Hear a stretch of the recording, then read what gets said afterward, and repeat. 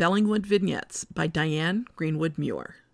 Book 10, Vignette number 4, Good Morning, Sunshine. Boys, I'm not going to tell you again to get moving. Sylvie wondered if they would ever really just stay in bed and miss school if she didn't yell at them. She'd tried everything she could think of, and still, they waited until she was ready to blow her stack before coming downstairs. When they lived in the apartment, all she had to do was open one bedroom door and she could move them both.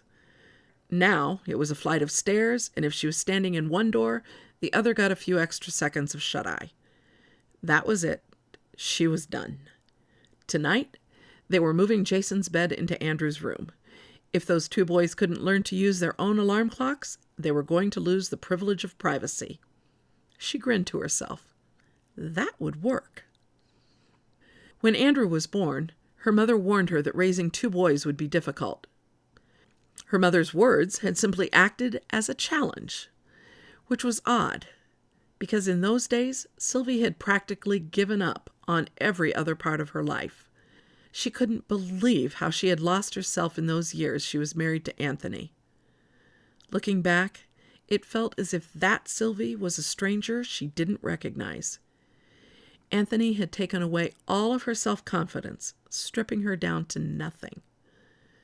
Thank goodness for her boys. They would never understand how they had saved her. If nothing else, she would give them a foundation so they could make any decision they wanted for their lives. They were good kids. People respected and trusted them.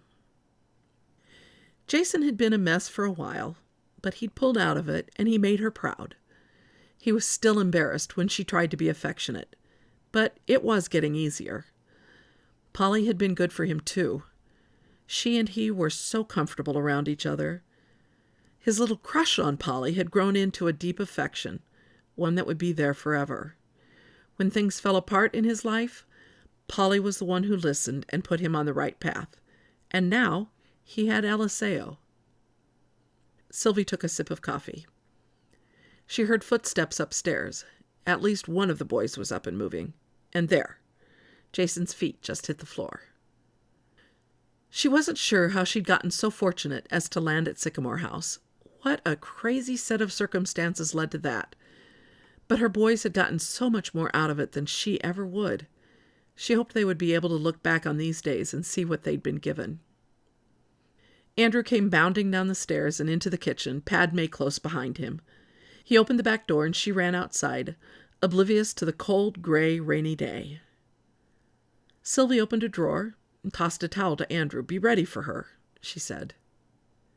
"Is it ever going to be sunny again?" he complained, dropping into his chair at the table. "Stop whining," Sylvie said. "You'll have plenty of sunshine this summer."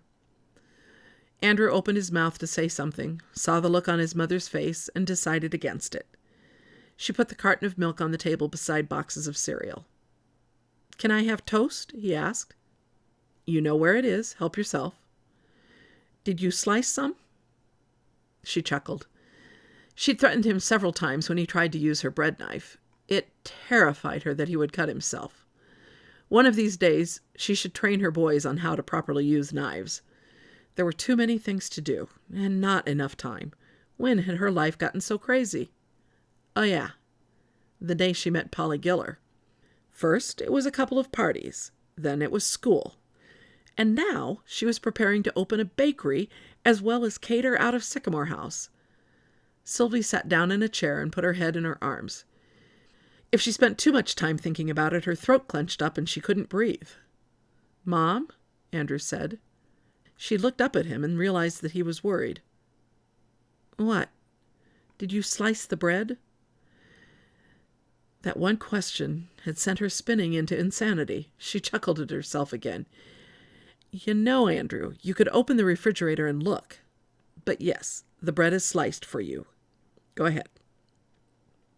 He shook his head and walked over to the refrigerator. Jason came into the kitchen, and instead of walking past Andrew to the table, took the time to stop and push his brother toward the counter. "Stop it," Andrew said. "Make me." Andrew whined. "Mom!" Sylvie took another drink of coffee. Jason wouldn't keep pushing. All he had to do was make contact with his brother. He gently shoved Andrew once more and made his way to the table.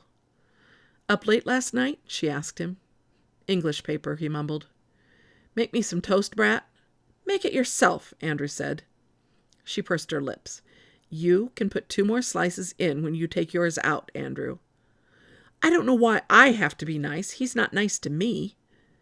Sylvie ignored him and said to Jason, "If it stops raining today, will you mow after school?" He looked outside. If it ever stops raining. He poured cereal into a bowl and reached to the center of the table for a banana. Sylvie pushed a knife toward him.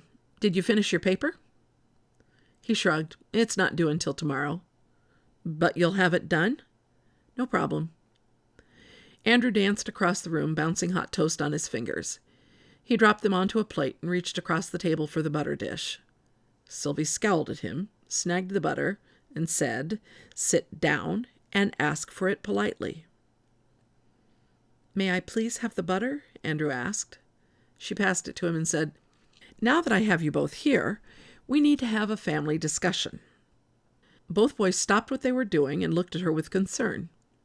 "Oh," she said, "nothing's wrong except your morning behavior. It's going to change. I'm not yelling at you or chasing you out of your beds any longer. You're old enough to get up on your own.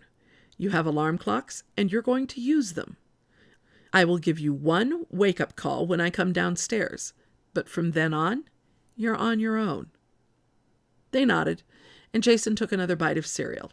His toast popped up, and he went over to get it. "Oh, I think you believe I'm kidding you," Sylvie said, "so here's the deal." She waited for Jason to sit back down at the table and then put her hands on both of their arms. "I want you to understand how serious I am. I'm tired of being angry in the morning because the 2 of you can't be responsible." "Okay, Mom, we'll get up on our own," Andrew said. "Yes, you will, and here's why," she said. "The first morning that you aren't down here by 7 o'clock on your own will be the last morning that you are alone in your room." That got their attention. Both boys looked at her, this time in shock. "Yep, exactly. Unless you have a darn good reason, like you're deathly ill and need to be hospitalized, you will be down here, fully dressed and ready to go. If you aren't, after school, Jason, we'll move your bed into Andrew's room since it's bigger. I don't care which of you screws up, both of you will pay. Am I clear about this?" "You wouldn't," Andrew whined. Jason sneered at his brother. "I don't know why you're complaining. You're the one who never gets up on time." "No arguing," Sylvie said, interrupting them. "You have less than 2 weeks of school left.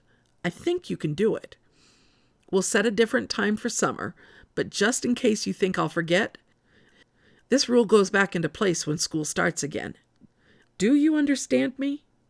She waited, and they nodded. "Say it out loud," she said. Both boys mumbled, "We understand." Sylvie smiled and released their arms, then patted them. "Good. I'm glad we've had this time together. It won't be so bad, you'll see. And just think, every morning when you come downstairs on time, you'll have a much happier mother. I might even make a real breakfast for you." Andrew couldn't help himself. He smiled and laughed. "No more cold water on my face in the mornings?" "No more. You're going to be in 7th grade next year. It's time for you to grow up."